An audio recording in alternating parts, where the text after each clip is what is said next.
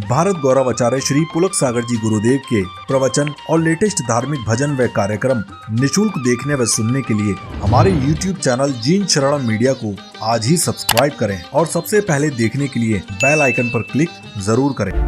सुबह भी आकाश की लालिमा होती है और सांझ भी आकाश की लालिमा होती है। जब सूरज उगता है तो भी आकाश लाल हो जाता है और जब सूरज डूबता है तो भी आकाश लाल हो जाया करता है। प्यारी प्यारी भव्य आत्मा,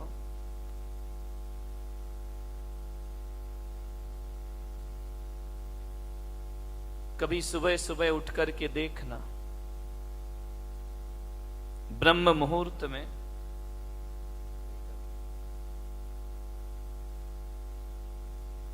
ब्रह्म मुहूर्त कितने बजे होता है?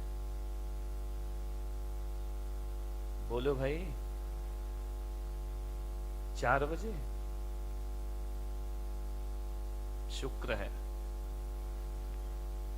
नहीं तो एक जगह मैंने मुंबई में पूछा कि ब्रह्म मुहूर्त कितने बजे होता है, बोले 9 बजे। तो मैंने कहा 9 बजे ब्रह्म मुहूर्त कैसे हो जाएगा? बोले महाराज मुंबई में तो 9 ही बजे होता है। तो मैंने कहा 9 बजे ब्रह्म मुहूर्त, बात समझ में नहीं आती है। उसकी पत्नी बैठी थी बाजू में, मैंने कहा ये क्या बोल रहा कि 9 बजे ब्रह्म मुहूर्त होता है? पत्नी ने कहा महाराज आज तक मैं नहीं समझा पाई इनको कि ब्रह्म मुहूर्त कब होता है। बोले तू क्या समझाएगी, मुझे तो महाराज ने समझा दिया, मैंने आपका प्रवचन सुना है। तो मैंने कहा ये कैसा प्रवचन है कि 9 बजे ब्रह्म मुहूर्त होता है? बोले एक दिन आपने प्रवचन में कहा था कि जब जागो तब सवेरा, इसलिए मैं 9 बजे जगता हूं, मेरा ब्रह्म मुहूर्त तो 9 बजे होता है। ध्यान रहे, सही नहीं है? मान्यवर, ब्रह्म मुहूर्त में कभी उठ करके देखना।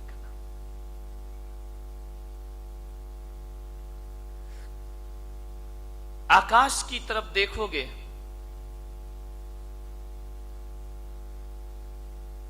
सुबह भी आकाश की लालिमा होती है और सांझ भी आकाश की लालिमा होती है।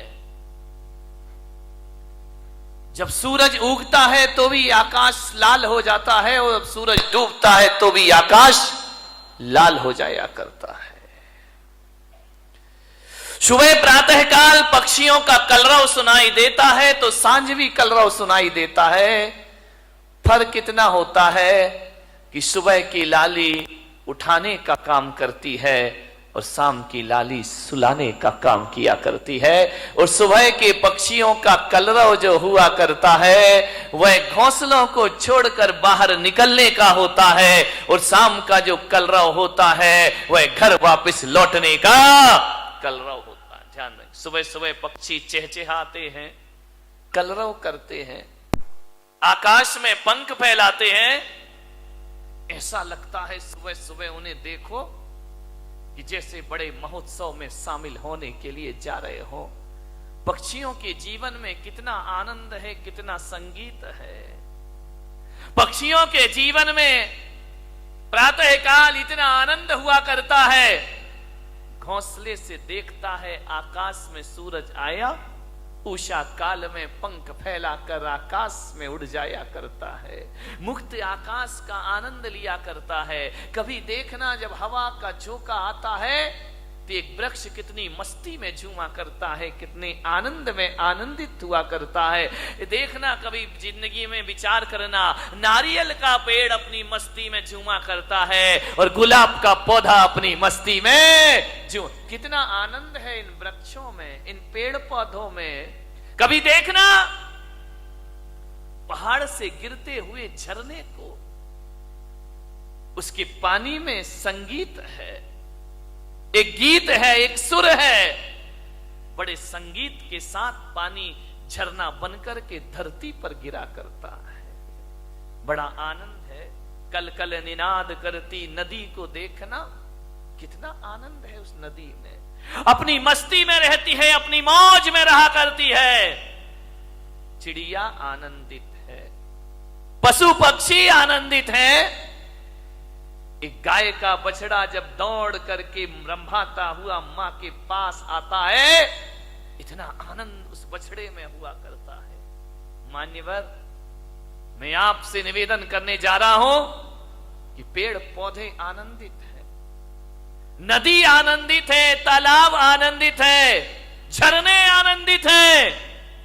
कितना आनंद है इस संसार में, सुख ही सुख है मेरे भाई। विचार करिए आप,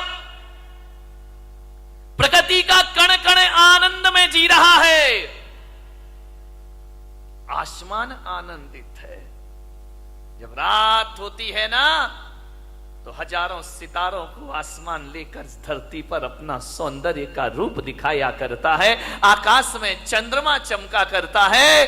ध्यान रखिए, ज्यों ज्यों रात गहरी होती है आकाश का सौंदर्य बढ़ते चला जाता है, बढ़ते चला जाता है।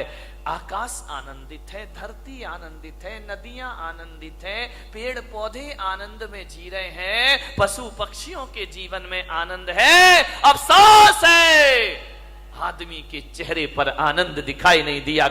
आदमी क्यों निराश है, आदमी क्यों उदास है, आदमी को ऐसा क्या हो गया है? एक चींटी भी जीना चाहती है, एक नासमझ जानवर भी जीना चाहता है, पर आदमी को क्या हो गया? ये मरने के षड्यंत्र रचा करता है, ये मरने की तैयारी किया करता है। आज तक किसी जानवर के मुख से ना सुना होगा कि हे भगवान हमें उठा ले, लेकिन आदमी के मुख से तो कई बार सुना है कि अब इस जिंदगी को जिया नहीं जाता, हे भगवान मुझे इस जीवन से उठा ले, इस जीवन से मुक्ति दे दे। क्या घट जाता है हमारे जीवन में ऐसा? आदमी मृत्यु के षड्यंत्र क्यों रचता है? ये आदमी अपनी ही हत्या करने के लिए तैयार क्यों है? मान्यवर, अपने ही जीवन से लाचार हो गया ये इंसान, अपने आप का दुश्मन बन गया। अभी तो ये सुना था कि दूसरे दुश्मन हुआ करते हैं, हम ही अपनी जिंदगी के दुश्मन खुद बन करके तैयार हो गए हैं। आपने जीवन से अपने आप को खतरा हो गया। कभी आपने सुना किसी भैंस ने आत्महत्या की हो? सुना? कभी विचार किया है? कभी आपको अखबार में पढ़ने को मिला है कि आज एक भैंस ने गुस्से में आके आत्महत्या कर ली है? कोई जानवर आत्महत्या नहीं करता है। किसी भी जानवर को समय से पहले मौत को बुलाते हुए आपने ना देखा होगा। कोई देवता समय से पहले मरने का नहीं सोचा करते हैं। नार की सोच भी ले तो मर नहीं सकते हैं। आदमी को क्या हो जाता है कि क्यों जीवन से हार गया? थोड़ी सी प्रतिकूलताएं आई और आदमी जिंदगी से हार जाता है। नहीं मेरे, समस्याएं किसके जीवन में नहीं होती हैं? राम के जीवन में समस्या थी, महावीर के जीवन में समस्या थी, कृष्ण के जीवन में समस्याएं थी, जीसस के जीवन में समस्याएं थी, आचार्य शांति सागर के जीवन में समस्याएं थी, आचार्य कुंद कुंद के जीवन में समस्याएं थी। समस्याएं किसके जीवन में नहीं होती है? ऐसा कोई है? समस्याओं से रहित जीवन नहीं होता, ध्यान रखिए। और हकीकत में देखा जाए तो समस्याओं का नाम ही जिंदगी हुआ करता है। आसानी से जिंदगी मिल जाए तो जीने का मजा खत्म हो जाएगा। एक बात बताइए, यदि समस्याएं नहीं हो तो जीने का मजा क्या है? जिंदगी जिंदा दिली का नाम है, मुर्दा दिल क्या खाक जिया करते हैं। ध्यान रखिए, जिंदा दिल बनिए। मान्यवर, दुख इस बात का नहीं है कि आदमी मर जाता है, दुख तो इस बात का है कि जिंदा रहकर भी आदमी जिंदा नहीं रह पाता है। वह मरा मरा सा जीवन जीता है, वह मरे हुए सी जिंदगी जिया करता है।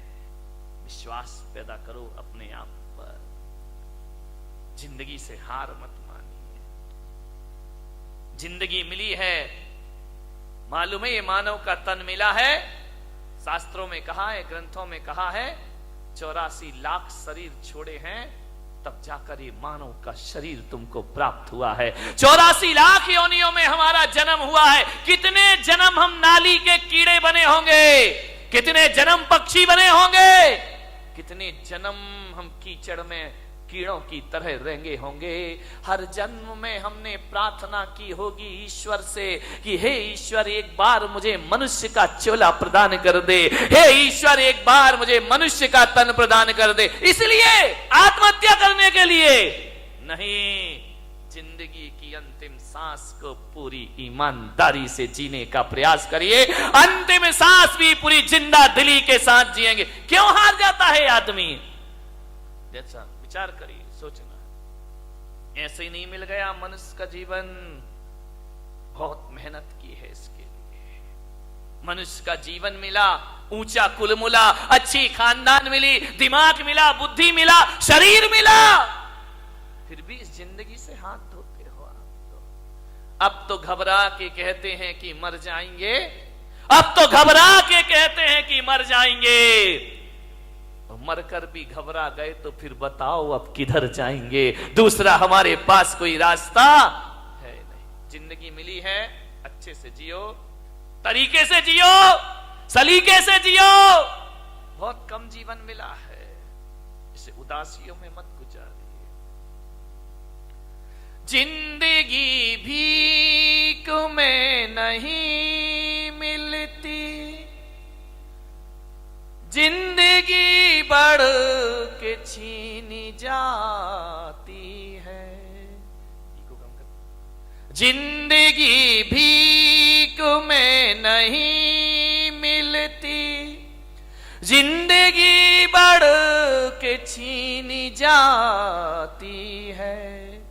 अपना हक संग दिल जमाने से छीन पाओ तो कोई बात बने। सर झुकाने से कुछ नहीं होगा, सर उठाओ तो कोई बात बने। पोंछ कर अश्क अपनी आंखों के, मुस्कुराओ तो कोई बात बने। मुस्कुराओ तो कोई बात बने।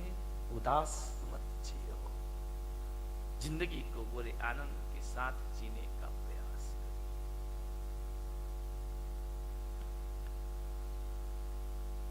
विपत्तियां, संकट, दुख किसके जीवन में नहीं आते? सबके जीवन में आते हैं। मुश्किलें आती हैं, परेशानियां आती हैं, विपरीत वातावरण बनता है, लेकिन जीने की आस मत छोड़िए। जलजले आते हैं, तूफान आते हैं, उड़ीसा में चक्रवात आता है, गुजरात में भूकंप आता है, हजारों लोग बेघरबार हो जाया करते हैं। लेकिन एक बात ध्यान रखो बारामती वालों, इतने बड़े भीषण आंधी तूफान के बाद, भूकंप के बाद भी जो आदमी जिंदा रहता है, वो अपना उजड़ा हुआ आशियाना फिर से बना लिया करता है, वो अपना घर फिर से निर्माण कर लेता। क्या हुआ? जिंदगी कितनी बार छीनेगी, फिर बना सकते हैं। अगर हौसले बुलंद हो तो आंधियों में चिराग जला करते हैं। ध्यान रखिए, आज समस्या है बहुत बड़ी। आदमी अपने जीवन का दुश्मन हो गया है, अपनी ही जिंदगी का दुश्मन हो गया ये इंसान। शहरों में बड़े बड़े व्यापारी आत्महत्या कर रहे हैं, महानगरों में व्यापारी आत्महत्या कर रहे हैं, गांव में किसान आत्महत्या कर रहा है, घरों में किशोर आत्महत्या कर रहे हैं, महिलाएं आत्महत्या कर रही हैं।